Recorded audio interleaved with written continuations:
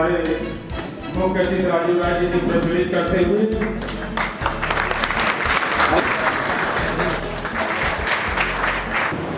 जब ये इलाहाबाद आने की बात हो रही थी, महीनों से चल रही थी, मुझे से मेरी बात चल रही थी, मैं बोल रहा था ठीक है चलो गाँव से आ जाऊँ।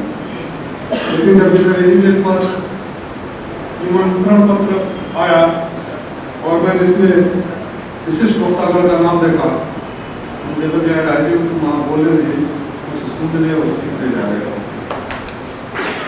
मृत्युंजय रंजीत सिंह धनंजय, मैं आपका भारी हूँ कि आपने याद लाया, लेकिन इसलिए नहीं कि आपने अमूल करके कि अमूल को वक्तागण कर लाया, बल्कि इसलिए इतने सारे विद्वानों को, इतने सारे गुरुओं को सुनने और सीखने का आपने मौका दिया। कुछ बच्चों जो शायद परसों लोग जाते हैं मुझे सुनने और सीखने और अपने आचरण में उसको लाने के लिए, तो बड़ी विषम परिस्थिति हो जाती है जब कभी आप वक्ता के रूप में जाएं और आपके साथ एक दो विद्वान और से बोलने वाले हों तो उनको सुनने के बाद लगता है कि मैं क्या बोलूं। तो यहाँ तो लगभग आधा दर्जन विद्वानों को सुनने के बाद मैं जब यहाँ से जाऊँगा इस बात को सुकून के साथ जाऊँगा कि मैंने क्या बोला है नहीं बोला कोई मायने नहीं रखता है, मेरी बातों को किसी ने सुना या समझा वो भी थोड़ा बहुत कम मायने रखता है। सबसे ज़्यादा मायने रखेगा कि मैं इतने लोगों को सुनकर कितना सीख कर आया और आगे तुम सीखने की बातों जानदार रहे कि कुछ कम ही बचा है मेरे को बोलने के लिए। मेरी अपनी बोलने की अपनी आदत है, अपनी शैली है, सबको अच्छा लगता है जो सीधे भाषण देना और तालियां बजवाना।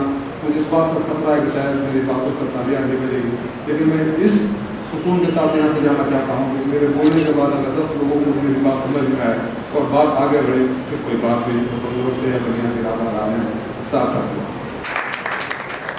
सुनकर बहुत अच्छा लगा। आदरणीय दुबे जी ने मैं रास्ता दिखाने का प्रयास किया। पंकज सर ने बहुत संक्षिप्त में और सार्वजनिक बात कही, अगर हम पालन करें तो मुक्त तो नहीं कर सकते, कम जरूर कर सकते। भ्रष्टाचार कोई नई बात नहीं है। सवाल यह है कि हम भ्रष्टाचार या किसी भी गोष्ठी में जाते हैं और किसी मुद्दे पर बात करते हैं तो हम ये मान भी जाते हैं कि हम इस सक्षम हैं और इसमें जो समस्या है, जिस समस्या पर मैं बोलने जा रहा हूँ उस समस्या में मेरा कोई योगदान नहीं है, सिर्फ समाधान के लिए बोलने जा रहा हूँ और समाधान की बातें। मानव स्वभाव ऐसा है कि अगर हम अपनी गलतियों को सोचना बंद कर दें, गलतियों के लिए आत्मचिंतन और आत्ममंथन बंद कर दें, तो हमारा मस्तिष्क सोचना बंद कर देता है समाधान के लिए। जब तक हम अपनी गलतियों को आकलन नहीं करेंगे, जब तक हम अपनी भागीदारी और अपनी जिम्मेदारी का निर्धारण नहीं करेंगे, मेरी आत्मा उस बात पर किसी और से बोलने की इजाजत नहीं देती है। आज भ्रष्टाचार की बात कर रहे हैं। अन्ना हजारे का आंदोलन हुआ, बहुत अच्छी बात हुई, देश के लिए बहुत, कम से कम एक माहौल तैयार हो गया। जो लोग निष्क्रिय हो गए थे, निराश हो गए थे कि भ्रष्टाचार इस सिस्टम में है, इसका कुछ भी नहीं हो सकता, उन लोगों को एक मौका मिला कि आगे बढ़ो और लड़ाई लड़ो। संभव है मैं अन्ना हजारे जी की सारी बातों से सहमत नहीं हूँ और लोकतंत्र में मुझे अपनी राय रखने का हक है,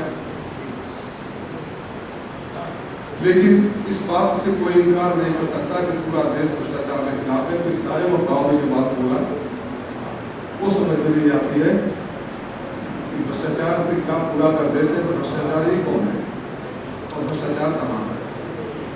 आप सब यहाँ मेरी यूनिवर्सिटी के नौजवान हो, शिक्षकगण लोग भी हैं, वक्ता लोग भी हैं, अधिवक्ता लोग भी हैं। हम नो पार्किंग जोन में जाते हैं, सामने नो पार्किंग लिखा रहता है, जल्दी लौटे ऑफिस में पहुंचना है, टाइम यूनिवर्सिटी में पहुंचना है, प्रिंसिपल के पास जाना है, कोर्ट में जाना है या अधिकारी के पास जाना है, नो पार्किंग लिखा रहता है। गाड़ी पार्क करते हैं, ट्रैफिक पुलिस वाला आता है, अरे यार आपको 50 रुपया मेरी जल्दी है। हमने 50 रुपया उसको दिया, ये जानते हुए कि नो पार्किंग का बोर्ड है, हम भ्रष्ट नहीं है, लेकिन बेचारे गरीब कांस्टेबल ने 50 रुपया ले लिया तो भ्रष्ट, ये भ्रष्टाचार है।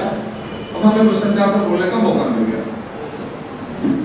दोस्तों, लड़ाई सिर्फ आरोप प्रत्यारोप या अपनी जिम्मेदारी किसी और के साथ मानने से होती, बहुत सारी लड़ाइयाँ